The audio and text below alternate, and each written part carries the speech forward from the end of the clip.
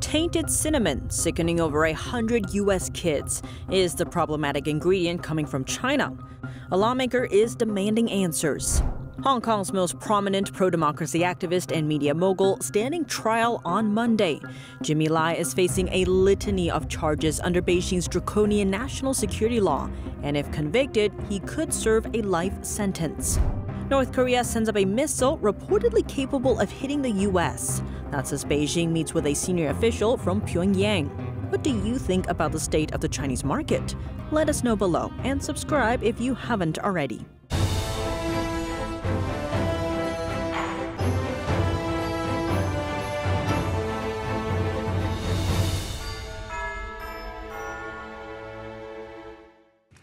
Welcome to China in Focus. I'm Tiffany Meyer. Applesauce with tainted cinnamon has sickened over 100 kids in the U.S. Now a lawmaker is asking whether the problematic cinnamon came from China. Florida Senator Rick Scott is urging the Food and Drug Administration to investigate the source of cinnamon from 3 brands of applesauce. That's after the products caused lead poisoning in at least 125 children in the U.S., ages 1 to 6. Health officials found the lead level in some tested products to be over 500 times the acceptable threshold. The products come from Wanabana, Schnucks, and Wise. Manufacturers recalled the products in October, so they should no longer be on store shelves. In a letter to the FDA on Friday, the lawmaker wrote, it also appears that the company that was selling these fruit pouches was sourcing cinnamon from an Ecuadorian supplier that may have been purchasing cinnamon from Asian countries, such as Communist China. The FDA is still investigating. Last Thursday, the agency's deputy commissioner said the food may have been contaminated on purpose as part of what he called economically motivated food fraud. That means manufacturers would change ingredients in order to make products appear higher in value, therefore making a bigger profit. The FDA does not test for lead in food imported to or made in the U.S. An FDA spokesperson told Politico that they have limited authority over foreign ingredient suppliers that do not directly ship products to the U.S. Cinnamon is a common spice for holiday cooking and baking. As of 2021, China was the world's 4th largest cinnamon exporter. Food fraud is a common problem in China. The most notable case is the 2008 baby formula scandal, where major manufacturers were found to be adding a toxic industrial chemical as a filler to boost profit. The tainted formula caused kidney failure and even death among Chinese babies. Over 300,000 babies were sickened. Also in 2008, tainted blood thinner from China was discovered in drug supplies in 11 countries. Federal officials said the contamination was linked to over 80 deaths in the United States. A long-anticipated trial has opened for pro-democracy media mogul Jimmy Lai. The Hong Kong activist is facing a string of litigations, all under a draconian national security law that Beijing imposed on the city. If convicted, the British citizen could spend the rest of his life in prison. Here are the details. Outside of a courthouse in Hong Kong, dozens waited in line for hours to witness an historical trial. Former media tycoon Jimmy Lai arrived in a prison van as police ramped up security in the surrounding areas. To some, it's a trial for Hong Kong's press freedom and a test for the city's judicial independence. It's very sad that Jimmy and others, including my party members, have been locked up for many months and years. Unlike many other high-profile figures, Jimmy Lai is considered one of Hong Kong's most prominent critics against Beijing. He was smuggled out of Communist China at age 12 and began to climb all the way up to the top echelons of the city's public figures. In 1995, Lai founded Apple Daily, a popular tabloid known for its support for Hong Kong's pro-democracy movement. But 2020 marked a turning point when Beijing forced its draconian national security law onto the city. The proposition was largely seen as a way for the CCP to crush dissent outside its jurisdiction. As a result, authorities soon raided and forcibly shut down Apple Daily. Lai himself was also slapped with a litany of charges which could land him a lifetime prison sentence. Lai's son Sebastian said that his father's verdict is likely predetermined. It's a trial with 3 government-appointed judges, no jury, and the security minister recently boasted of a 100% conviction rate. So an absolute champ. Sebastian is now leading an international campaign to secure his father's release. After Britain transferred control of Hong Kong to China in 1997, Beijing promised to let the city keep its democratic autonomy. Fast forward to today, the CCP's grip is still tightening as hundreds of pro-democracy activists are forced into prison or exile. Jimmy Lai's trial is expected to last for 80 days.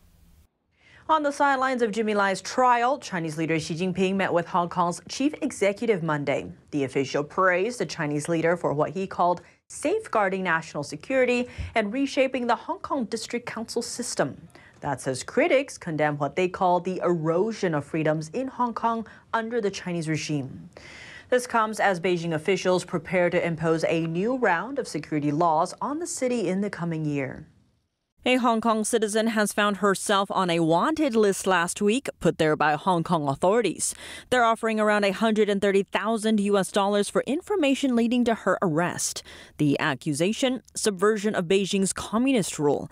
NTD spoke with Francis Hui about the bounty.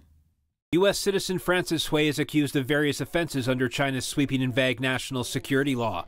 Charges include incitement of secession and subversion, and allegedly colluding with foreign forces. The subversion and the crimes that they put on us is a way to cover up the actual values that we stand for. You know, this is not just targeted to Hong Kongers, but also to Uyghurs, to Tibetans, Chinese dissidents and Taiwanese who have constantly been on the side of democracy and freedom. And if that's the crime, then so be it. Hui says she's been charged with calling on foreign countries to impose sanctions on China and accused of creating hostile activities against the CCP. We are criminalized for things that we were doing here on U.S. soil. And all we were doing, it's not colluding with foreign forces, it's not subversion, it's just standing on the streets, speaking up to the truth and justice and for democracy. Hui believes the charges are retaliation to U.S. sanctions on close to 50 Hong Kong officials, judges, and prosecutors behind the suppression of civil liberties. She suspects it's an effort to cut off support and dissuade others both at home and abroad. They really like to use that term that this is an internal, affair, that they condemn any interference from foreign country. But look at us, we are here in the U.S. There are people there are bountied individuals that are residing in the UK, in Australia. Hui says her case is another sign the U.S. government and its policy haven't done enough to stop the intimidation and harassment, despite applying various sanctions and taking steps like forming the House Select Committee on the CCP. There is a lack of cooperation between the U.S. and other democratic allies in their strategy to hold China accountable to stop this behavior happening. I think we should start from looking into the issue of transnational repression and really drill down to the issue and try to protect activists that are residing in the U.S. Aside from Congress, Hui says the general public and international community need to educate themselves about the Chinese regime's human rights violations to protect the values they hold dear. A rising threat in East Asia, North Korea launching a ballistic missile. Its range enough to hit anywhere in the U.S. That's according to Japan's defense ministry. The ministry noted the missile flew for over an hour before falling into the sea west of Japan. North Korea followed up that launch with a statement condemning the U.S. The incident comes after the arrival of a U.S. nuclear-powered submarine in South Korea Sunday. The U.S. and South Korea have increased the intensity of joint military drills against the rising threats from North Korea and its allies. The country has recently tested a range of ballistic missiles. It claims it launched its first military spy satellite last month. China called for peace and stability following the launch. After North Korea sent up the missile, China's Foreign Minister Wang Yi met with a senior North Korean official in Beijing. Wang said Beijing always sees its ties with North Korea from a strategic and long-term perspective, and that China is willing to strengthen two-way communications with North Korea. The two also talked about issues of common concern, though officials did not give details. North Korea is China's only official ally. Both are bound by a treaty to help each other in the event of an attack or an attempted attack by a third country. In addition to North Korea, Beijing is also further bolstering ties to Russia. China's vice premier met with his Russian counterpart last Friday to discuss energy cooperation. Russia is leaning closer to China amid Western sanctions. Russian President Vladimir Putin praised ties between the two countries on Thursday. He estimates bilateral trade could reach $230 billion this year, higher than their $200 billion target. We are thinking about further expansion of supplies to China. We are considering other countries as possible consumers. China is now Russia's biggest energy buyer.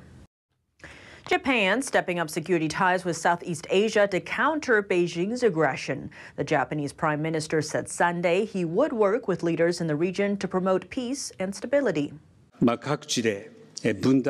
As divisions and confrontations deepen and the world faces compounded crises, Japan will tackle the issues together with ASEAN, which is the linchpin of a free and open Indo-Pacific. ASEAN is an international body that includes major countries in the region, such as the Philippines, Indonesia, Singapore, and Malaysia. Most of them have territorial disputes with China.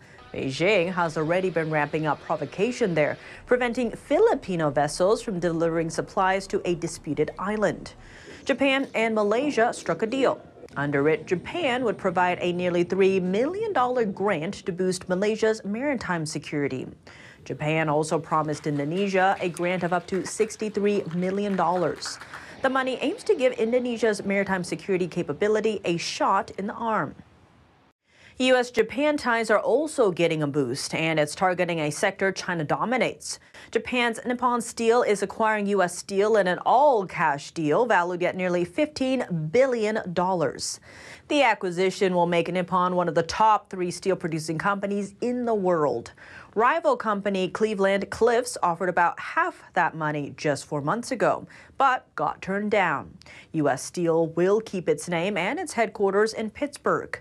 Nippon said that it will honor all current collective bargaining agreements. Steel prices more than quadrupled early in the pandemic to almost $2,000 a ton. Soaring prices have helped fuel consolidation in the steel industry over the past decade.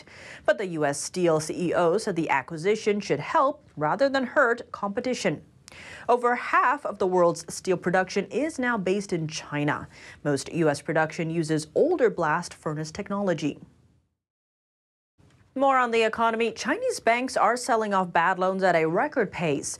With the Chinese market spiraling, more and more Chinese companies are having a hard time repaying their loans to Chinese banks. This week alone, 6 Chinese banks plan to issue more than $210 million worth of securities, all of them based on bad loans. Typical buyers include fund managers, wealth management firms, and specialist distressed debt investors, plus some hedge funds who are still betting on a future economic recovery for China.